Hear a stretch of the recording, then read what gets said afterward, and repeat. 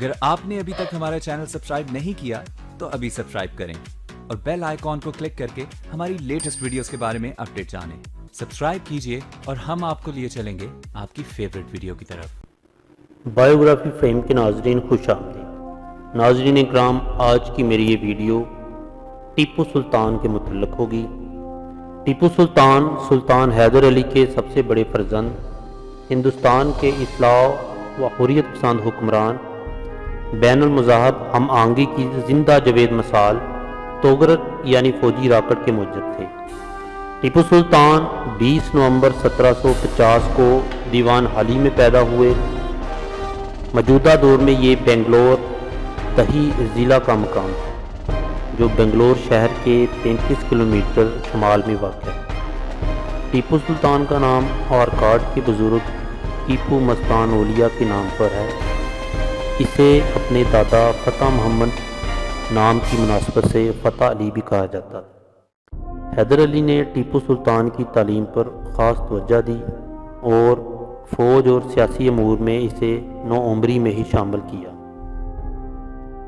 17 سال کی عمر میں ٹیپو سلطان کو اہم سفارتی اور فوجی امور پر آزادانہ اختیار دے دیا۔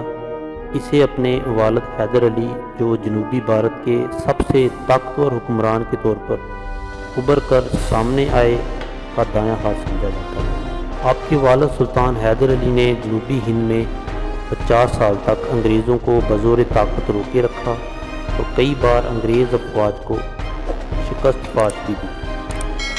ٹیپو سلطان کا مشہور قول ہے کہ شیر کی ایک دن کی زندگی گیدڑ کی 100 سالہ زندگی سے بہتر ہے۔ آپ نے برطانوی سامراج کے خلاف ایک مضبوط مزاحمت فراہم کی اور برصغیر کے لوگوں کو غیر ملکی تسلط سے آزاد کرنے کے لیے سنجیدہ و عملی اقدامات کیے۔ سلطان نے انتہائی دورس اثرات کی حامل فوجی اصلاحات نافذ کیں، صنعت و تجارت کو فروغ دیا اور انتظامیہ کو اثر نو منظم کیا۔ سلطان کو اس بات سے اتفاق تھا کہ برصغیر کے لوگوں کا پہلا مسئلہ برطانوی قرض۔ نظام اور مرہٹوں نے ٹیپو کی طاقت کو اپنی بقا کے لیے خطرہ سمجھا اور انگریزوں سے اتحاد کر لیا۔ ٹیپو سلطان نے ترکی، ایران، افغانستان اور فرانس سے مدد حاصل کرنے کی کوشش کی، مگر کامیاب نہ ہو سکی۔ میسور کی آخری جنگ کے دوران جب سرنگاپٹم کی شکست یقینی ہو چکی تھی، ٹیپو نے محاصرہ کرنے والے انگریزوں کے خلاف بھرپور مزاحمت کی اور قلعے کو بند کروا دیا، لیکن غدار ساتھیوں میر جعفر اور میر صادق نے دشمن کے لیے قلعے کا دروازہ کھول دیا اور قلعے کے میدان میں زبردست جنگ چھڑ گئی۔ بارود کے ذخیرے میں آگ لگ جانے کے باعث مزاحمت کمزور ہو گئی۔ اس موقع پر فرانسیسی افسر نے ٹیپو کو بھاگ جانے اور اپنی جان بچانے کا مشورہ دیا، مگر ٹیپو راضی نہ ہوئے اور 4 مئی 1799 کو میدان جنگ میں دشمنوں سے لڑتے ہوئے شہید ہو گئے۔ ٹیپو سلطان کی زندگی ایک سچے مسلمان کی زندگی تھی۔ وہ مذہبی تعصب سے پاک تھی۔ یہی وجہ تھی کہ غیر مسلم ان کی فوج اور ریاست میں اعلیٰ عہدوں پر فائز تھے۔ ٹیپو سلطان نے اپنی مملکت کو مملکت خداداد کا نام دیا۔ حکمران ہونے کے باوجود خود کو عام آدمی سمجھتے تھے۔ باوضو رہنا اور تلاوت قرآن آپ کے معمولات میں سے تھے۔ ظاہری نمود و نمائش سے اجتناب برتتے تھے۔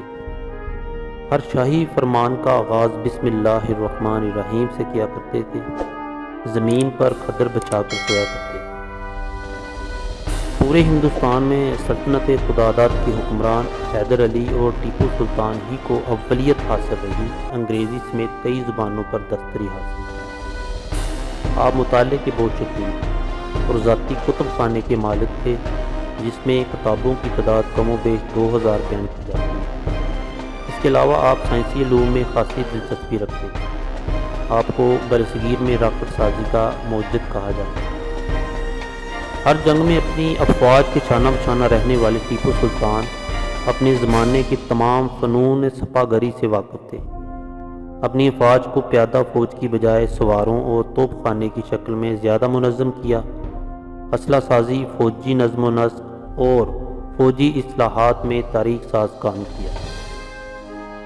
دوسری اینگلو میسور جنگ دوسری اینگلو مسور جنگ امریکی انقلابی جنگ کے دوران سلطنت خداداد مسور اور ایسٹ انڈیا کمپنی کے مابین ہندوستان میں لڑی جانے والی اینگلو مسور جنگوں کے سلسلے کی دوسری جنگ تھی۔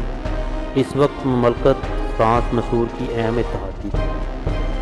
تیسری